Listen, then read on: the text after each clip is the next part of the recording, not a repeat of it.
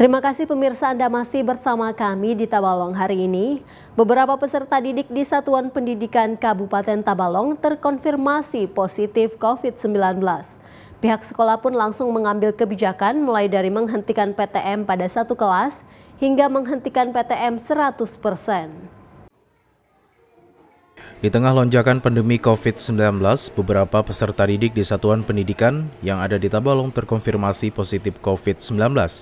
Selain di tingkat SMA, juga ada di tingkat sekolah dasar, diantaranya SD Negeri 1 5 Blimbing dan di SD Negeri 1 2 Blimbing Raya, masing-masing berjumlah 1 orang. Melihat hal tersebut, kebijakan pun diambil oleh pihak sekolah, mulai dari menghentikan kegiatan PTM 100% hingga menghentikan kegiatan PTM untuk satu kelas saja. Kepala SD Negeri 1 5 Blimbing, Mari Jatun memutuskan hanya menutup satu kelas, di mana terdapat anak yang terkonfirmasi positif saja. Pasalnya ia menilai klaster tersebut berasal dari keluarga, sehingga pihaknya hanya mengevaluasi satu kelas yang terpapar saja.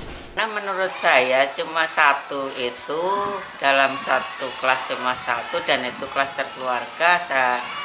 Saya pribadi belum terlalu mengkhawatirkan, sehingga saya punya kebijakan saya lockdown satu kelas saja.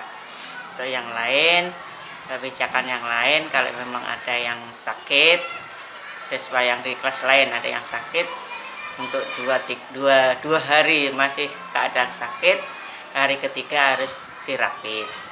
Itu saya instruksikan ke masing-masing wali, sehingga untuk mengantisipasi tidak menyebar ke teman yang lain untuk kelas-kelas yang lain. Nah, itu kebijakan saya selama PTM. Pelaksana tugas Kepala Dinas Pendidikan Tabalong, Tony Marwan, menjelaskan, Dinas Pendidikan mengambil tindakan sesuai laporan pihak sekolah.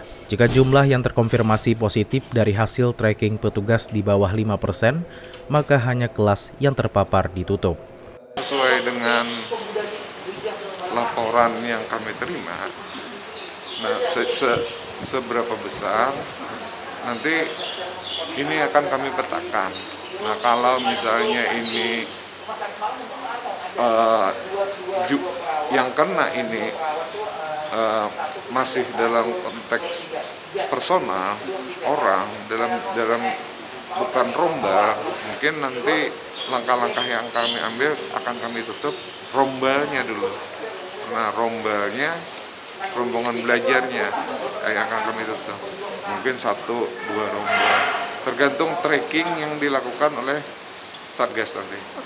Tony Marwan juga mengimbau kepada satuan pendidikan, baik peserta didik, tenaga pendidik maupun tenaga kependidikan yang belum divaksinasi, agar sesegeranya divaksinasi, sehingga risiko terjadi klaster COVID-19 di lingkungan pendidikan dapat dihindari.